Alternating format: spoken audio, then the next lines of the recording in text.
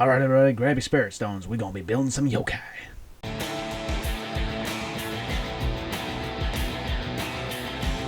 Hey everybody, welcome back. Today we got an awesome video. I am extremely thrilled with this series that's about to come up because it's just, I can't stop gushing about it. I've been excited. That's where I've been for the past week, and that's why one of the reasons why I lost last week's video, because I completely canceled that idea and just ran with this whole the videos that are coming up, because I made last week's video. I didn't really like it because you could tell I made it at 3 in the morning and I rushed through it. I didn't like it. And I was talking to a buddy of mine, and he was playing a game called Nioh 2. To any of you guys who do know that, thank you, because it is an amazing game. I played it a little bit. I suck at it because it's kind of Dark Souls-like, and we all know I can't play video games to save my ass. Yeah. But anyway, I fell in love with the game. I love the yokai. I love the story, and I was sitting there thinking to myself, I was like, dang, it'd be awesome to have some miniatures from this game. Too bad there's not a... Wait a minute. Then I realized I can make my own. So that's what we're doing today. Today we are going to be starting off with the... Yes, I know I'm probably going to be mispronouncing a lot of the names in this series, but when do I ever do things right on the first go? Today we'll be building the Gaki. I think that's it. Basically, if you're wondering what the Gaki is, it looks like this. Is basically a big-headed, long-armed version of Smeagol with a bloated belly and red eyes. And occasionally their bellies do glow for some reason. I guess because they swallowed spirit stones or something? I don't know.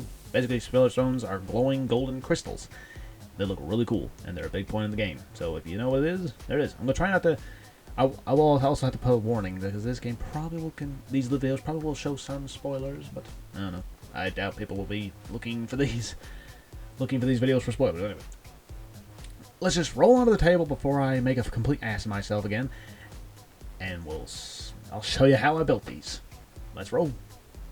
Alright everybody, now as you can see in the pictures before of these guys, they are pretty low to the ground, hunched over, just they look like little ghouls and zombies. So I looked through my HeroClix collection, and by sheer luck I found these toad miniatures. Now I did actually have these stripped down for an earlier project where I was going to turn them into mongrel men.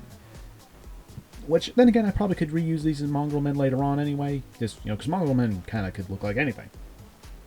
But like I said, I already had the paint stripped off them, so we were halfway ready to go. As you can see by their body shape and everything, they're going to be perfect for this. First thing we had to do was, with a pair of snips and a scalpel, we cut away the flowery stuff around his wrists and the miniature's wrists and ankles, and by sheer luck, the head and the big flowery thing are actually separate from the body. They're two separate pieces of plastic. So we were able to just wiggle the scalpel in between there and pop it off, and it was ready to go. That was basically all the prep work done for these. For the large head, I decided to go with these Halloween skeletons that have been making their way around. You've seen me use them in a few of my videos, like the Forgotten Altar and the Forgotten Tome Bearer. And I think there's another one, but I can't remember what it is. The size of those heads were actually pretty accurate. Now, that's all. But once we've cut those off and trimmed off some of the mold lines, that's all the prep work for the pieces. Moving on to the actual sculpting of the miniature. Now, what we do is, I learned this trick from a war game channel. I can't remember which one it is. Sadly, I would give them a shout out, but I can't remember what it was to save my ass. Basically, I took a little piece of green stuff, because we're going to start with a loincloth, and we pulled it and got it to stretch really thin. And then I took a scalpel and I just lightly pulled at it until it made these tears, and then I just stuck it on and molded it into place. I started with the loincloth on these little dudes because the front part will be covered up partially by the bloated stomachs. And it'll be a little pain in the butt to get it up underneath there after, if we put the stomach on first.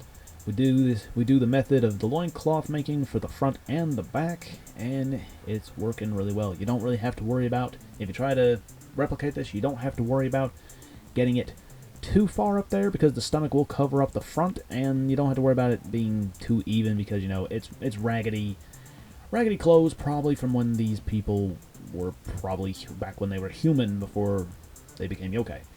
The ball of green stuff you see beside me, that is going to be the stomach. And we're just going to plop that on there, move it around, try to keep it as round as possible, and smooth it in and make it work really well. And this miniature conversion is very simple and very effective. It's awesome. Now for the heads, what you see here is it does require a little bit of pinning. So what I did was I drilled a little hole in the back of the skull and the body, and used a part of a paper clip to glue it in place like so. There's a few pictures of them, and as you can see from the way the body is, it definitely looks like the creature from the game. It's very low to the ground. It looks like it's picking at something. And funny enough, when you put them in face to face, you make them have a little tiny bro fist. Really cool. That tickled me a little too much with this. On to the hair, because these guys have a very balding top of the head kind of thing, almost like the kappa creatures, or that weird, that strange top knot you see a lot of samurais have, but it's just hanging. But like it's undone. You could go either way. Any of those excuses for whatever it is. Basically, it's similar to how I did the loincloth. Just took a little bit of green stuff. I flattened it out, and then I used the scalpel to make little lines in it to represent hair, and we glued it on in the right place. Now I did mold the hair to be just a little bit more choppy in a few places, because these guys are, I don't see them being the most cleanly and well kept critters. So there you go.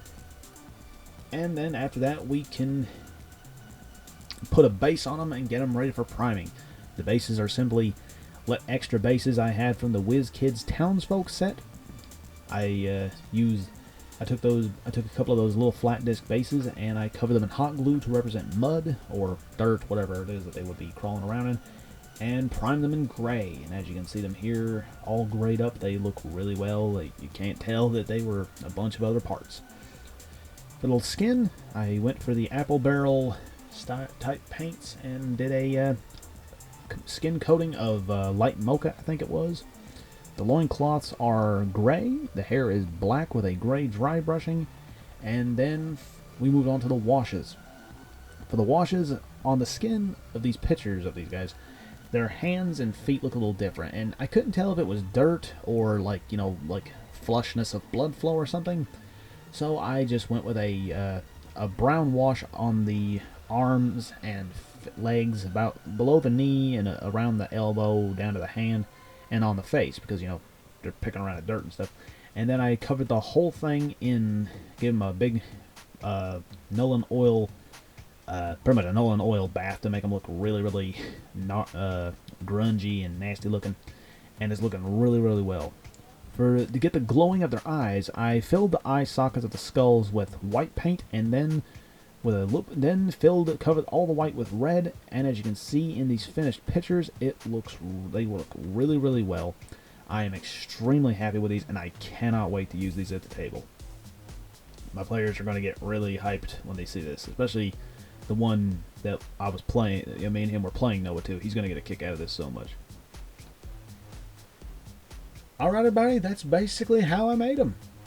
Made the Gaki miniatures. Now, these guys probably aren't in scale with how they are in the game, but I don't think it's going to matter. It ain't really going to matter that much. A lot of the creatures that I'm going to build in this series, they're probably not going to be within scale, but like I said, I'm not really going to care. I'm just going to have too much fun making these things, because these things are awesome.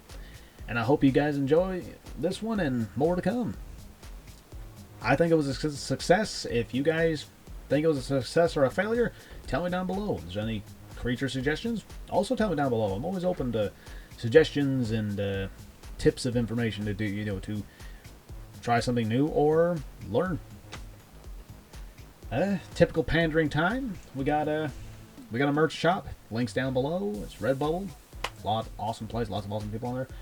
We got a Facebook page and all other social medias. Literally just type in Junk Chimera, you'll probably find me, because I apparently have too much social media. You'll be able to find me. But anyway, I'll have links to that down below.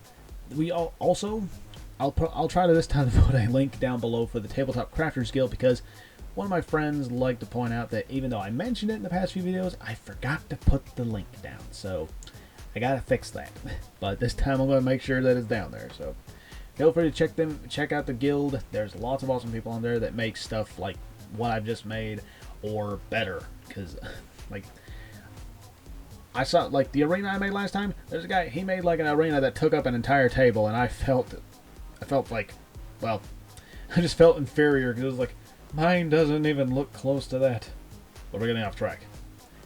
Check them out. Lots of awesome things. I hope you guys like this video. I sure as hell do. I can't wait to use these. I can't wait to make more.